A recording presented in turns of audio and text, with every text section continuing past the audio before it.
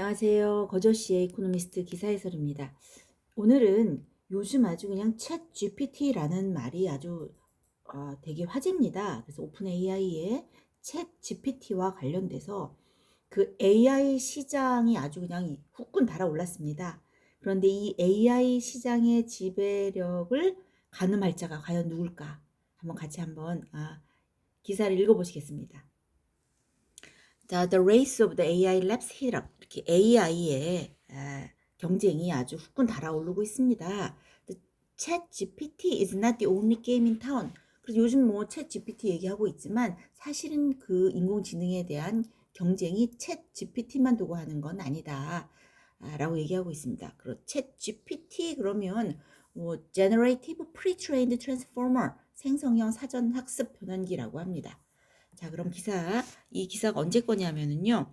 2023년 1월 30일자 기사입니다. 지금 2월 중순이 지나고 있으니 또 다른 더 많은 또 그 기사들이 나와 있겠죠. 아무튼 이 기사는 1월 30일자 기사입니다.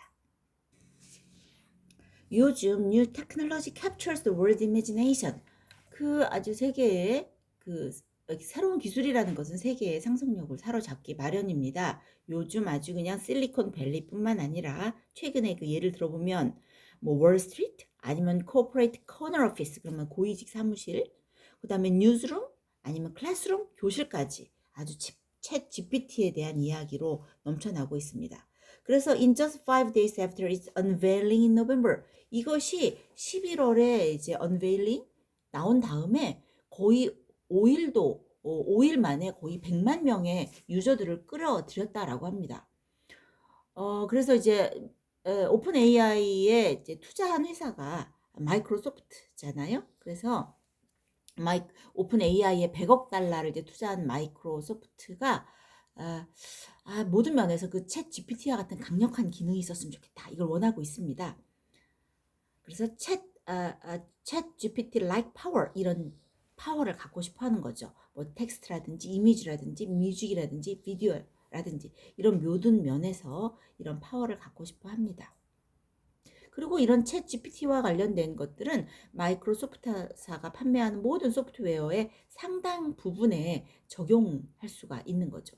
마찬가지로 구글도 마찬가지로 이제 1월 26일에 챗 GPT가 이제 실적을 발표할 예정이고요. 그 다음에 중국의 거대 검색 기업이 뭔지 혹시 아세요? 마이두라는 게 있는데요. 이 마이두라는 The Chinese Search Giant 같은 경우는 이제 3월 달에 챗봇을 이제 검색 엔진에 이제 통합하려고 하고 있다라고 얘기하고 있답니다.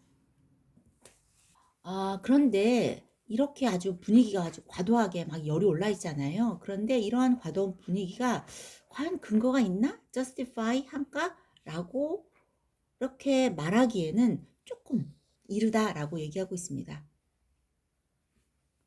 그럼에도 불구하고 이런 것이 이제 이런 기술 산업과 이제 산업이 아주 그 혁신이라든지 뭐 여러 가지 엔진에 대해 생각하는 방식을 바꾸고는 있습니다. Transforming how the tech industry think about innovation and its engine. 이것에 대한 생각을 완전히 바꾸고는 있습니다. 그래서 이제 그 뭐 AI의 패권을 놓고 막 이제 서로 경쟁을 벌이고 있죠. An epic race for AI supremacy. 아주 패권을 놓고 장대한 아주 경쟁을 벌이고 있습니다. 그런데 그 경쟁의 결과는 어떨까? 그거는 잘 모르겠지만 그거 과연 누가 그 시장을 지배하게 될까? 그런 결과가 언젠가는 나오겠죠. 그리고 AI 시대가 얼마나 빨리 도래할까? 이런 것들에 대해서 이제 그 경쟁의 결과가 알려주겠죠. 그러다 보면 가장 중요한 부분이 이제 R&D 파트입니다. Research and Development, 연구 개발인데요. 연구 개발이야말로 상당히 중요하죠. 그래서 미국에서의 그 어떤 scientific advance, 과학적인 그 업적을 이룬 가장 근본이라고 할 수 있는 것이 이제 research and development죠. 아주 그 옛날로 돌아가면 150년 전에 토마스 에디슨이 얼마나 많은 연구 개발에 투자를 했느냐, 아니면 The Second World War, 2차 세계대전 이후에 미국의 회사들이 얼마나 heavily in basic science, 아주 기초과학에 얼마나 아주 중대하게 투자를 했느냐. 마찬가지로 뭐 듀퐁이라든가 아니면 IBM이라든지 제록스라든지 뭐 이런 대규모 연구소들을 보면은 미국이 얼마나 기초과학에 막대한 투자를 했는지를 알 수가 있습니다. 그래서 뭐 예를 들면 그 AT&T 벨 연구소 되게 유명하잖아요. 그 AT&T의 그 벨 연구소 같은 경우는 뭐 트랜지스터, 레이저, 광전지 뭐 이런 거 해가지고서는 연구자들에게 9개의 노벨 프라이즈, 9 노벨 프라이즈를 선사를 안겨준 그런 성과도 있습니다. 그런데 그 R&D를 보면은요, 이제 Research and Development잖아요. 사실은 그런데 그 20세기에 들어와서 이제 R 그러면 이제 기초과학이라고 할 수 있는 거고 여기는 이제 개발이라고 할 수가 있다라면은 20세기에 들어와서는요, R&D became steadily less about the R than D. development보다는 R research 부분에 less 덜 공을 들이고 있다라고 합니다. 그래서 from basic science toward developing existing ideas. 그렇게 from basic science에서 toward 어디로 갔냐면 developing, 그죠? developing existing idea, 기존의 아이디어를 developing하는 쪽으로 이제 연구 개발이 이제 개발 쪽으로 많이 가게 된 거죠. 왜냐하면 그 연구라는 것은 기초과학의 그 연구를 퍼붓는다는 것은 사실 되게 rising cost of research, 리서치 하는데 돈도 엄청 많이 듭니다. 그런 거에 비해서 그 capturing its fruit, 어떤 결실을 얻어내는 거에는 아주 difficulty, 어려움이 계속 증가하고 있습니다. 예를 들면은 그 제록스 있잖아요. 제록스가 뭘 개발했냐면요. 아이콘 앤 윈도우스. 그 윈도우 그 요즘 그 PC 사용자들에게 친숙한 그 아이콘. 그 다음에 윈도우 이걸 개발을 제록스가 했대요. 그렇지만 그 이익은 누가 가져갔느냐? 애플 앤 마이크로소프트에게 돌아간 거죠. 그런데 이제 사이언스 영역은 되게 중요하잖아요.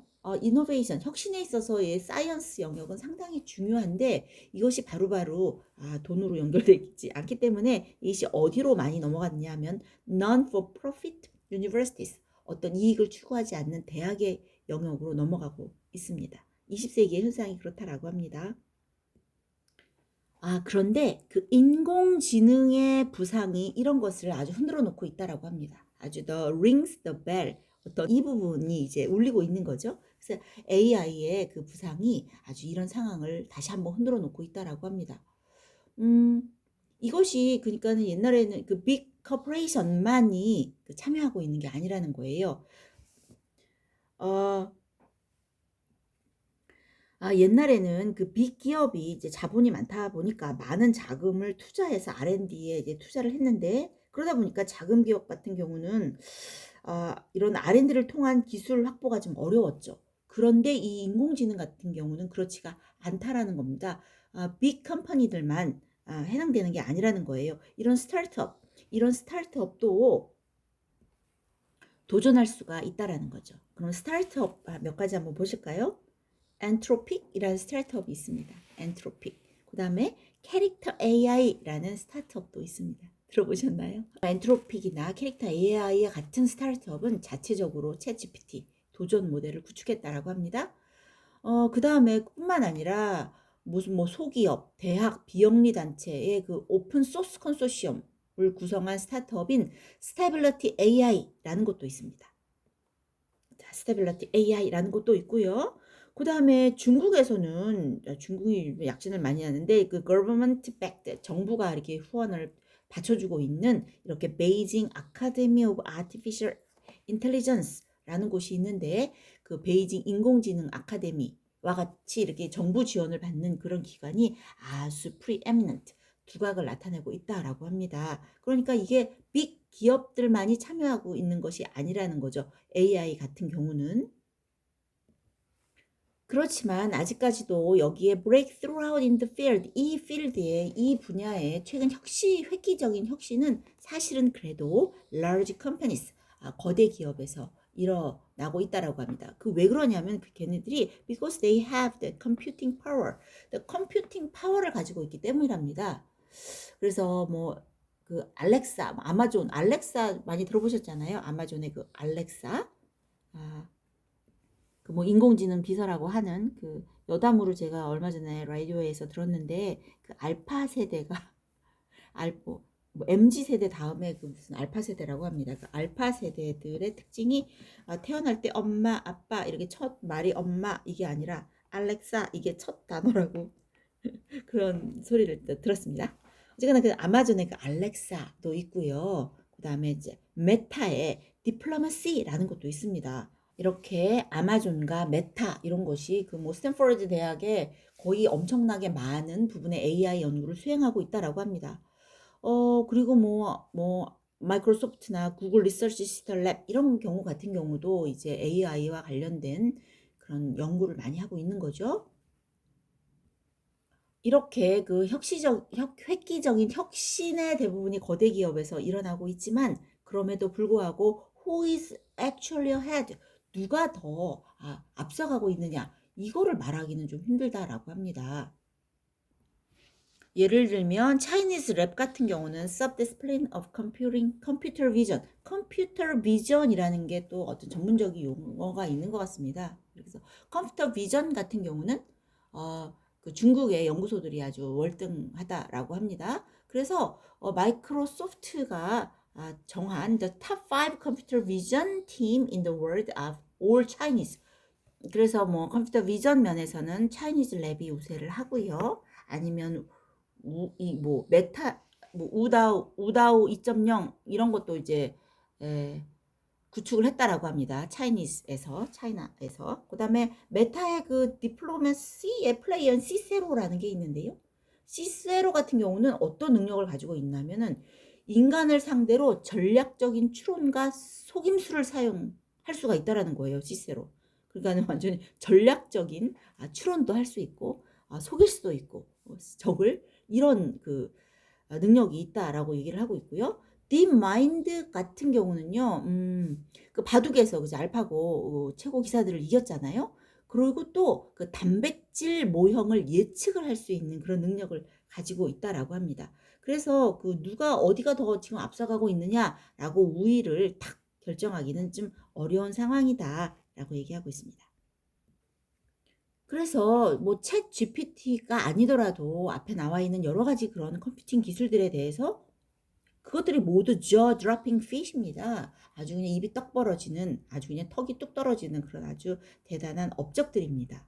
그렇지만 그럼에도 불구하고 generative AI 이런 생성형 AI 같은 경우는 어디와 어디에서 가장 큰 결투가 벌어지고 있냐면요. biggest battle is between Microsoft and Alphabet. 그 마이크로소프트와 알파벳 사이에서 지금 벌어지고 있습니다. 도대체 어떤 게 더 우세한가? 그거를 막 이제 지금 막 가늠을 해보려고 하고 있겠죠.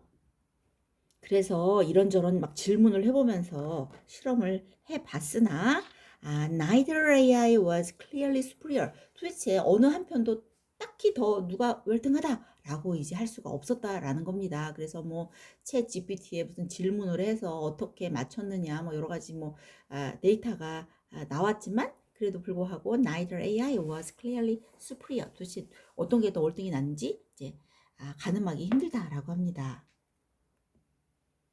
그러면 왜 이렇게 가늠하기가 힘들까? 그죠? 뭐 월등하게 하나 있을 것 같은데 뭐가 더 월등한지 진짜 막상막하 가능하기가 힘든 이유가 뭐냐라고 했을 때 그 이유를 여기서 몇 가지를 얘기하고 있습니다. 그 이유 중에 하나가 첫 번째 AI knowledge diffuses quickly. 이 AI의 지식이 너무나 빠르게 확산이 되고 있다라는 거죠. 왜냐하면 그 이거를 연구하는 리서처들이요. 이렇게 막 서로 all hang out with each other. 서로 막 어울리는 거예요. 모두 함께 어울리고 있다라고 합니다. 왜냐하면 이렇게 이 브레인들이 서로 조직을 옮겨 다니면서 얘기를 하고 그 다음에 그 서로 그들의 연구를 발표하고 학회에서 결과물을 발표할 수 있는 이런 그 자격이 있는 거죠. 그러다 보니 이 지식이 계속 서로 공유가 되고 있는 거예요. 그래서 more move between organizations 이런 서로 이게 조직들도 막 이동해 가면서 연구를 하고 있으니 이렇게 the knowledge가 diffuse quickly 아주 빠르게 확산이 되고 있다라고 합니다. 그러면서 하는 말이 이제 nobody is ahead of anybody else by more than 2 to 6 months. 어느 누구도 2개월 내지는 6개월 이상 앞서지를 못한다는 거예요. 이걸 누가 얘기를 했냐 하면은 메타의 그 탑 AI 버핀, 아주 AI의 최고 연구원인 이 사람이 얘기를 했습니다. 루큰 이런 분이 이렇게 얘기를 했습니다. 어느 누구도 이게 2개월 내지는 6개월 이상을 앞설 수가 없는 상황이다 라고 얘기하고 있습니다. 그렇지만 언젠가는 우위가 결정나겠죠. The labs may not remain neck and neck forever. 여전히 그런 막상 막하를 계속 유지할 수는 없다라는 거죠. 그러면 이것을 결정짓는 어떤 그 요소가 뭐냐 하면은 연구소들의 조직 방식이라고 합니다. 연구소들의 how they are organized, 어떻게 조직되어 있냐. 예를 들면 오픈 AI 같은 경우는요. 스몰 스타트업임에도 불구하고 제품을 대중에게 다 공개를 하고 뭐 이러는 거예요. 그러다 보니까 수많은 데이터를 생성해서 더 많은 사용자들을 끌어들일 수 있다라는 거죠. 그래서 이런 어떤 연구소들의 조직 방식이 어떤 최종 승자가 누구냐를 결정할 수 있다라고 합니다. 그리고 또 우위를 결정할 또 하나의 요인은 poach handful of experts from rivals include DeepMind를 포함해서 경쟁사의 전문가를 영입할 수 있는 거. 이렇게 poach 데리고 오는 거죠. to keep up, 계속 따라잡기 위해서는요. 알파벳, 아마존, and 메타 이런 곳들이 may need to rediscover their ability to move fast and break things. 어떤 빨리 따라잡기 위해서 빨리 움직여서 그런 관습을 깨는 break things, 어떤 관습을 깨는 그런 능력을 찾아야 할 것이다 라고 얘기를 하고 있습니다. 기존의 관습을 가지고는 안 된다 라고 얘기를 하고 있는 거죠. 그리고 또 우위를 결정하는데 또 다른 그 팩터가 뭐냐 하면은요.